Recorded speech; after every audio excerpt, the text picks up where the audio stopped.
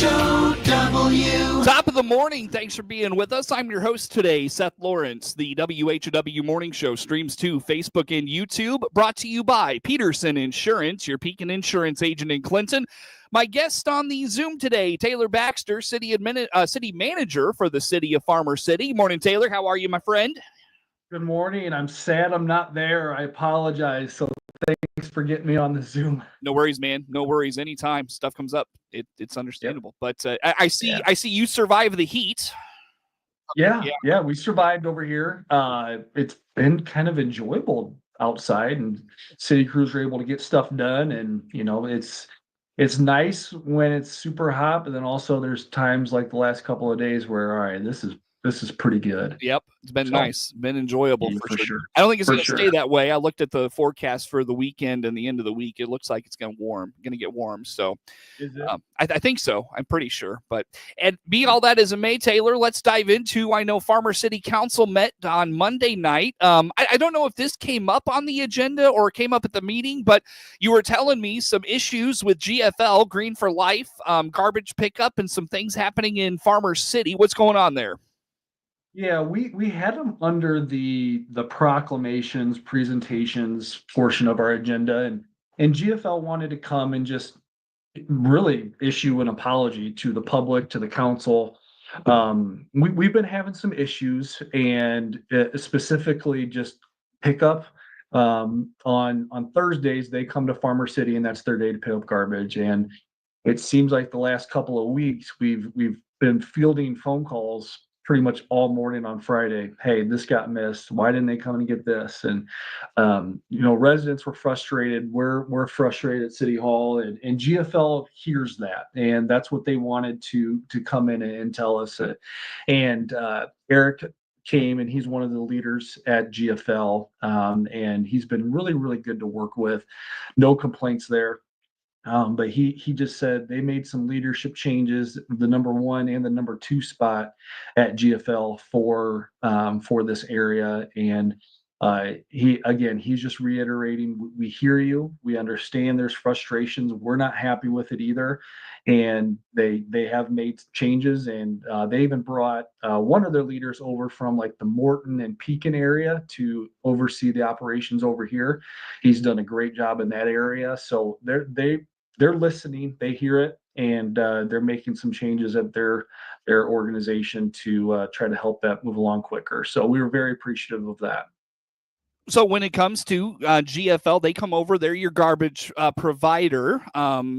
So how far back does that issue stem there, Taylor? It's been...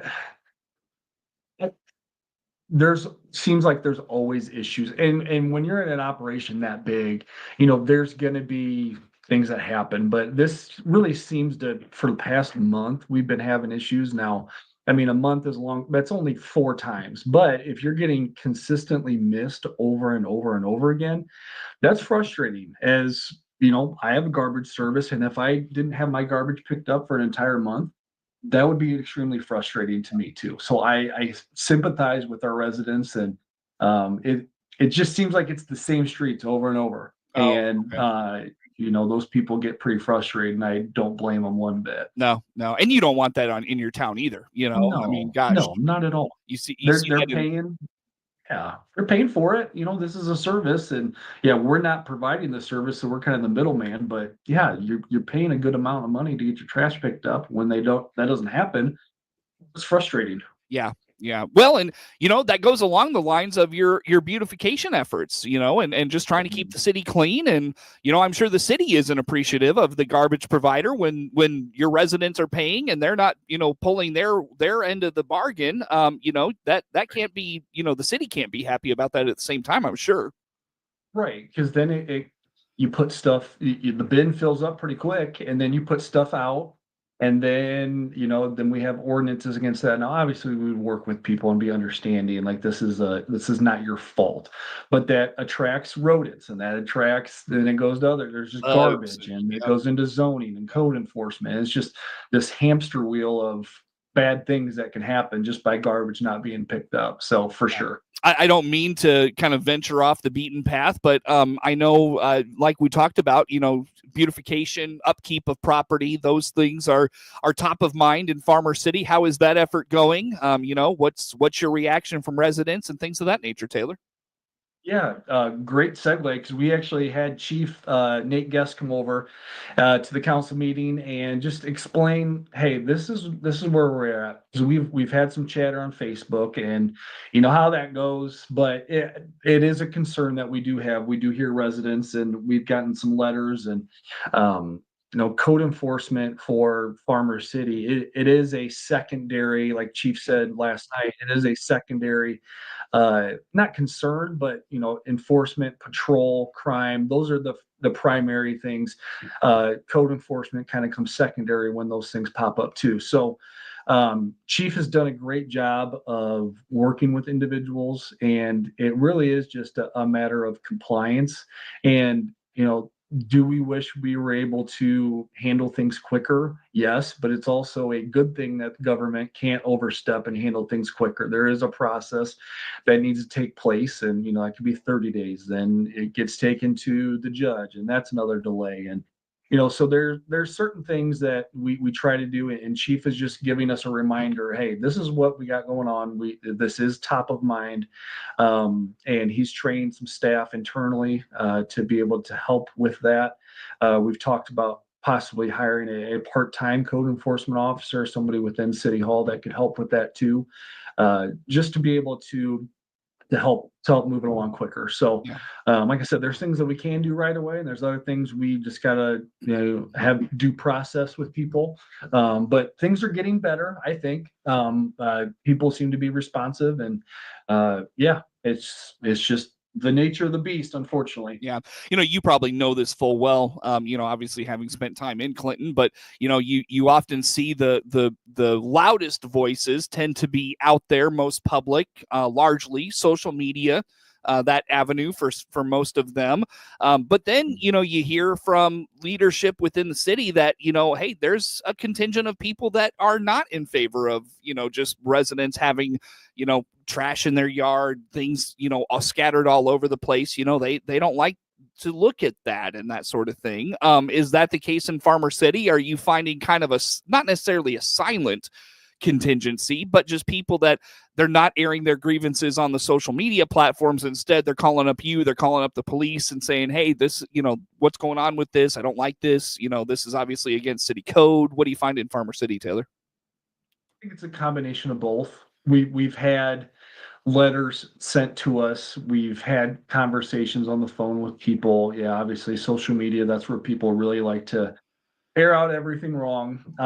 So I would say it's a combination of both. And again, I don't think people are trying to be malicious and saying that the city doesn't do anything, but hey, like, what can we do to try to move this along quicker? And that's really the message that Chief had last night, is the due process of these violations.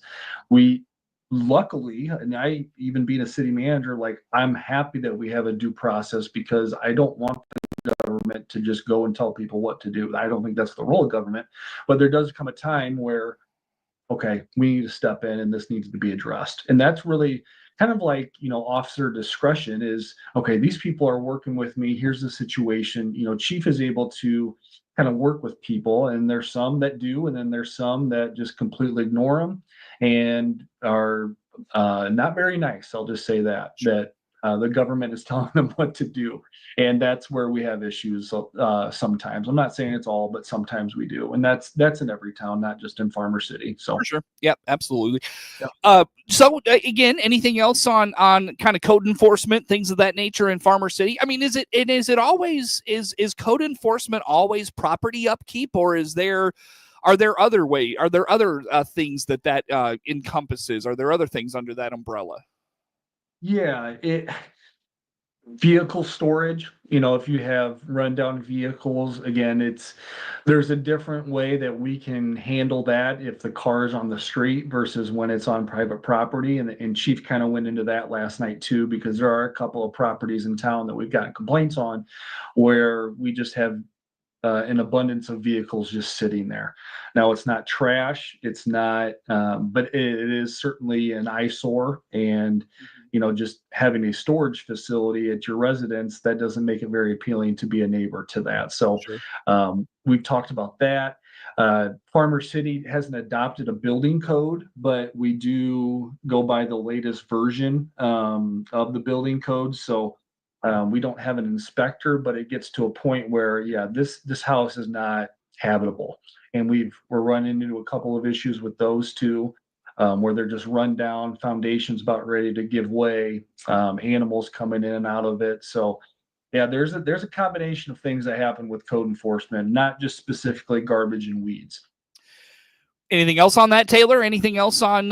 We'll get to the rest of the city council agenda in the after the break. But anything on kind of those two things, code enforcement, GFL we didn't touch on. You want to put out there? No, I would rather move on to more happy topics. Fair enough. Let's break and we'll move on to happy topics. How's that sound? Sounds good. Taylor Baxter. Good. Yeah, Taylor Baxter, city manager for the city of Farmer City, on the Zoom with us this morning. More to come with him on the morning show. WHOW. Weeknow.com. Let's check the markets now on the RFD Radio Network. I'm Jim Taylor. Corn lower, beans steady, wheat trading lower. September corn down 4.383. December corn down 3 3/4, 4.03 1/4. March corn down 3.5, 4.21 1/4. August beans down a penny, 9.68. September beans up 1 1/4, 9.76 1/2. November beans up 1.5, 9.96. September wheat down 6.5, 5.10 1/4. December wheat down 6.5. 5.30 1/2. September bean meal up $1.10, 278.10. September bean oil 54.11, down 29 cents. Livestock trade August feeders 338.75, up 3.35. August live cattle up 285, 233.75. August lean hogs 108.82, up 65 cents. Energy market September crude oil 65.32, down 97 cents. Jim Taylor, RFD Radio Network. School is right around the corner. Let us help you get to class in style at Baum Chevrolet Buick in Clinton and Farmer City. This is Scott Baum. We have a great savings on the entire Chevy lineup, from the economic Trailblazer and Trax to the upscale Silverado or Tahoe. We have you covered. Our used and certified pre-owned cars are getting straight A's also. This school year, see all our inventory online. Chevrolet, together let's drive. BaumChevyBuick.com, right from the start. CEO Paul Skowron here from Warner Hospital and Health Services in Clinton. Call our family medicine clinic now to get your children's school physicals scheduled. We're accepting new patients of all ages. More info by clicking our icon at DeWittDailyNews.com. DeWittDailyNews.com is the area's leading local news source 24 hours a day, 7 days a week. Get the latest local news, obituaries, police blotter, weather forecast, and more. Head to DeWittDailyNews.com to get the local information you need to know. Your friend in Central Illinois. WHOW. Once again, good morning. Thanks for being with us. I'm your host today, Seth Lawrence. The WHW Morning Show streams to Facebook and YouTube, brought to you by Peterson Insurance, your Pekin Insurance agent in Clinton. Again, my guest on the Zoom today, Taylor Baxter, city manager for the city of Farmer City. Taylor, city council meeting for the city of Farmer City last night. What were some of the happenings out of the council meeting? Yeah, not a big meeting per se as far as agenda items, but we did have a couple of items that involve some discussion and two really good topics, things that are good things that are happening in Farmer City. And the first one being a donation request from Heritage Days using the hotel motel tax funds. And one of the things that Farmer City has done prior to me getting here is there's an ordinance that was passed a couple of years ago that talked about not giving just one entity the entire hotel motel fund, and not saying that Heritage Days was doing that, but that's just something we had to consider last night when they came in asking for money. Is the ordinance stated that we cannot give more than 50% of the available funds in the hotel motel account to one person. So we had about 27,000-ish in there. Then we had another donation by the BMX track, so we're about at 25,000. So the council decided last night that they definitely wanted to help out Heritage Days. This is a great event for our community. There's a lot of people that come here. We had some expense as far as equipment that we brought out for the electricity, because Farmer City does own the electricity utility here. And so this was the first year they had it out at the raceway, and they really enjoyed it, and it went well. So we wanted to continue to help them with that. So the council decided to go with that $10,000 agreement to help them for next year's event. And then we took off just a little bit for some of the expenses on our end that we had for this year. So Yeah. Really excited to partner with Heritage Days and continue that on because it's a great event. You mentioned a couple of really big things in Farmer City, Heritage Days, but also the racetrack, the BMX track. Those are two things that really kind of spur the economy in Farmer City. Now, that's largely when the weather is good, but if you can tap into that and make those things work for your community, even though they're short term, that's obviously huge, right? Yeah, we're a little recreational hub over here in Farmer City. We've got the BMX track, we've got the racetrack, we've got a golf course, we've got fishing. Obviously with Clinton Lake being right there, it's got a little bit of everything for everybody, and it's really a recreational hub. And I've really come to enjoy that and working with that because it's definitely a positive thing for our community for sure. Yeah. I had Kurt Homan on the show yesterday. We were talking about housing. Really, that was kind of his big thing yesterday was housing and development and all of those things. And it got me to thinking. He was talking about Quick Wall coming to Clinton, and I got to thinking as he was speaking yesterday. Farmer City's got the raceway, and that is such a huge draw to the community. I mean, imagine what development in housing development in Farmer City would perhaps do, not just for that, but just the growth of the community at the same time. Right. I completely agree. And that's why I'm so excited about that I-74 project. I keep bringing it up, but that is still continuing on. We are almost ready to go out to bid for our utility extensions for their project. So the goal is to still get that road done this summer, late fall, and development hopefully starting in 26, because that's going to be residential, it's going to be light commercial, and that's, I hope, is going to spiral and kind of go down that snow hill of kind of getting more things in here besides just that development too. So we'll see. What kind of residential? So from what I've been told is going to be 2 apartment complexes, more higher end rentals, where there's going to be 8 units in each, so 16 total is what is being proposed at this time.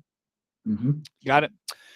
Yeah. Very good. Very good. Well, Taylor, as we chat here for this morning, anything else out of council meeting last night? Yeah, the other item that we had on the agenda last night was approving or denying another lease agreement with the fairgrounds and the racetrack for the use of stencil ponds. So about 10 years ago, there was a pretty big water leak that happened out there, and the city manager at the time, the city council and mayor, and then the raceway, they entered into a lease agreement to kind of offset that water bill. So this gave the public access to be able to use stencil ponds, and the agreement was the city would maintain it. They would provide the liability insurance, and that 10 years has since passed.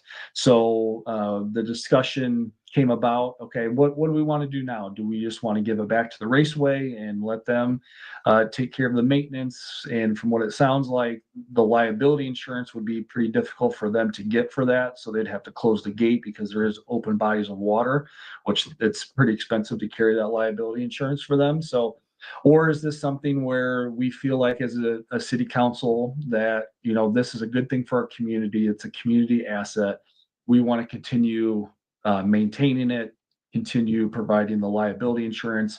And that's where the council is at. Now, there needs to be some final details as far as, what that looks like. But they did agree that, yeah, let's continue those conversations and potentially continue to lease the stencil ponds out. So all right, we'll see. Yep. All right. Yeah, more to come on that. So it wasn't a vote of, yes, we're going to do it. No, we're going to do it. Let's continue that conversation and bring an agreement forward for the council to move for next time. Very good. Very good. You were telling me city council meetings there in Farmer City often mirror Clinton, and they're kind of short and sweet, and everybody's on the same page, pulling in the same direction oftentimes. Yeah, and that's a good and a bad thing. I don't think it's a bad thing. We didn't have a whole lot of public comment last night. Good thing is because, yeah, everybody's on the same page. We know what's going on. And yeah, there was only 2 agenda items last night. So it was a shorter one for us for sure. They've gone longer, and I've been a part of ones that have been shorter too. So, yep. Very good. I've got a couple of minutes yet still, Taylor. Anything coming up, whether it's, end of summer, we get into the fall, anything worth noting there in Farmer City, whether it's council going to be taken up, it's community things, anything you want to put on the radar here as we kind of come up on the middle of August, if you will. Yeah. This is kind of the time where we decide, okay, with staffing the pool, lifeguards, a lot of our lifeguards are in school, whether they're in high school or in college. So I actually had a meeting with our pool manager yesterday about, okay, what's our timeline looking like? Who's going where? And are we able to kind of stretch this thing out as long as we can? Because it is a huge asset to the community. And I know the last couple of years we've had to close it down early just due to maintenance and equipment problems. So we want to stretch this thing out as long as we can. So we're working through those conversations. We don't have an exact date yet for the pool closing, but we are conscious. We want to go as long as we can. So we might do a thing where it's only open Monday, Wednesday, Friday during the week at select times, or the weekends. We're trying to get creative with that based on what the staff availability we have. So we'll see more to come on that. How's the pool doing this summer? Good. We haven't, knock on wood, right? I can say this, we're August 5th now. We haven't had any real big issues. It's been very, I don't want to say it out loud, but I'm going to say it. We're doing okay. Been very pleased with how it's gone as far as operation wise. So yeah, sure. Excellent. Well, Taylor, where do folks go to keep up with all things Farmer City? What's the best way to learn more?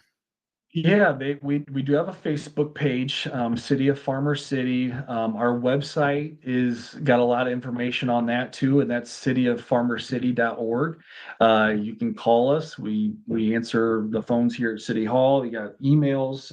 Really, all that information's on our website and on our Facebook page. Taylor, always good to talk to you, my friend. Thanks for coming on with us. Taylor Baxter. Thanks, yep, it's Taylor Baxter, City Manager for the City of Farmer City. Network news on the way. WHOW.